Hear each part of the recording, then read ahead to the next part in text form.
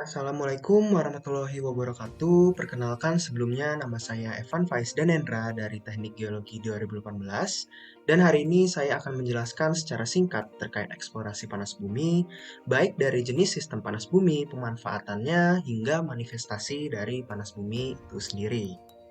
Sebelum kita mengenal panas bumi, ada baiknya kita mengenal apa arti dari panas bumi itu sendiri. Berdasarkan Pasal 1 Undang-Undang Nomor 27 Tahun 2003, panas bumi merupakan sumber energi yang terkandung di dalam air panas, uap air, dan batuan bersama mineral ikutan dan gas lainnya yang terpanaskan oleh suatu heat source tertentu di bawah permukaan. Untuk komponen dari panas bumi sendiri terbagi menjadi 4 komponen utama, yaitu caprock, geothermal reservoir, water discharge dan recharge, serta heat source. Untuk lebih lanjutnya, silahkan simak animasi berikut ini. Seperti yang telah dijelaskan sebelumnya, komponen dari panas bumi terdiri atas 4 aspek, yaitu heat source yang merupakan sumber panas untuk memanaskan cadangan air, di mana heat source sendiri umumnya berasal dari internal heat bumi hasil peluruhan unsur radioaktif maupun magma hasil proses tektonik. Lalu ada geothermal reservoir di mana air tersimpan dan terpanaskan, caprock yang merupakan lapisan bersifat low permeability, ductile dan tersusun atas shell, anhydride karbonat dan evaporate, serta water discharge dan recharge yang merupakan proses air panas bermigrasi dari reservoir menuju power plant yang kemudian akan diinjeksikan kembali ke dalam reservoir. Selanjutnya, mari kita mengenal apa-apa saja macam dari sistem panas bumi atau geothermal. Umumnya sistem panas bumi dapat diklasifikasikan menjadi 3 aspek, yaitu berdasarkan temperatur dan entalpi oleh Hochstein, lalu berdasarkan kondisi fisik oleh Nicholson, serta berdasarkan kondisi geologi berdasarkan Kasbani. Berdasarkan temperatur dan entalpi, sistem panas bumi terbagi menjadi 3, yaitu low temperature, di mana geothermal reservoir berkarakteristik memiliki temperatur di bawah 125 derajat Celcius pada kedalaman 1 km dan memiliki entalpi yang rendah. Contohnya adalah sistem aquifer cekungan sedimen, sistem mata air panas, dan sistem tekanan.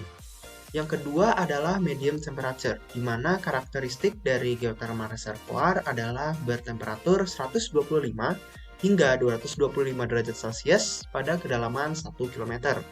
Contohnya adalah Aluto Lagano di Filipina. Dan yang terakhir adalah high temperature yang memiliki karakteristik temperatur di atas 225 derajat Celcius pada kedalaman 1 km dengan entalpi yang tinggi. Contoh dari tipe ini adalah sistem air panas, sistem panas bumi vulkanik, dan sistem air asin. Berdasarkan kondisi fisik, sistem panas bumi terbagi menjadi dua, yaitu vapor dominated system yang menghasilkan uap, contohnya lapangan Kamojang dan Darajat, serta water dominated system yang menghasilkan uap air dan air, contohnya adalah lapangan Wayang Windu dan Dieng. Dan yang terakhir adalah berdasarkan kondisi geologi. Sistem panas bumi terbagi menjadi tiga, yaitu volcanic geothermal system yang heat source-nya berasal dari intrusi magma dan terletak di sekitar kawasan gunung api, inconvective geothermal system, di mana lempeng yang saling bergesekan satu sama lain akan menghasilkan suatu energi panas tertentu dan akan menjadi sumber heat source, dan yang terakhir adalah sedimentary geothermal system, di mana heat source berupa panas yang berasal dari geopressure, lapisan-lapisan sedimen yang berada di bawahnya. Selanjutnya, saya akan membahas terkait bagaimana panas bumi dapat digunakan sebagai pembangkit listrik. Pertama-tama, terdapat sebuah komponen yang umumnya digunakan dalam kegiatan eksplorasi dan pengolahan panas bumi, yaitu production well, turbin, generator, cooling tower, dan injection well. Untuk tata cara pengolahannya akan disajikan lebih detail dalam animasi berikut ini. Heat source akan memanaskan sumber air yang berada di atasnya. Air yang terpanaskan tersebut akan diolah ke dalam production well sehingga menghasilkan uap tertentu. Uap tersebut akan digunakan untuk memutar turbin yang terhubung dengan generator sehingga energi listrik dapat dihasilkan.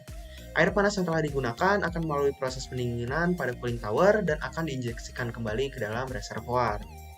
Hal terakhir yang akan saya bahas adalah manifestasi permukaan dalam eksplorasi panas bumi atau geothermal. Manifestasi panas bumi sendiri merupakan suatu bukti fisik kehadiran panas bumi berada pada kedalaman tertentu. Manifestasi panas bumi dapat terjadi karena fluida panas bumi memperoleh suatu jalan tertentu hingga sampai ke permukaan. Untuk manifestasi permukaan panas bumi sendiri tergantung pada sistem dan elemen-elemen dari panas bumi sendiri, sehingga manifestasi tiap sistem akan berbeda-beda satu sama lain. Contohnya adalah warm ground, steaming ground, fumarole, hot spring, dan lainnya. Warm ground merupakan manifestasi di mana tanah yang memiliki temperatur lebih tinggi dibandingkan lingkungan sekitarnya. Lalu steaming ground adalah bentuk manifestasi di mana uap panas keluar dari permukaan tanah. Geyser, mata air panas yang menyembur dengan intensitas dan ketinggian tertentu.